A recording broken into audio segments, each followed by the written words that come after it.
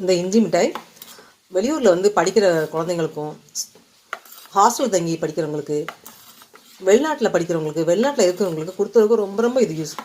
ஏன்னா வந்து வீட்டில் இருக்கும்போது வந்து சளி ப்ராப்ளம், காய்ச்சல், கைகால் வலி, வாயு பிரச்சனை, இந்த மாதிரி ப்ராப்ளம், திடீர்னு வர வயிற்று வலி, கைகால் குத்து வலி மாதிரி இருக்கும். கண்ணோட தேவையில்லாத பொருள் சாப்பிட்டுட்டு வெளியேற்றில் இருக்கிறவங்களுக்கு வந்து ரொம்ப ரொம்ப கஷ்டமாக இருக்கும். அந்த டைமில் மாத்திரை தேடி விட முடியாது. வீட்டில் இந்த மாதிரி வந்து செஞ்சு கொடுத்து விடும்போது பாக்ஸில் போட்டு சில்வர் பாக்ஸில் ஸ்டோர் பண்ணி கொடுத்துரும்போது அவங்க வந்து இதை ஒரு ஸ்பூன் சாப்பிட்டா போதும்.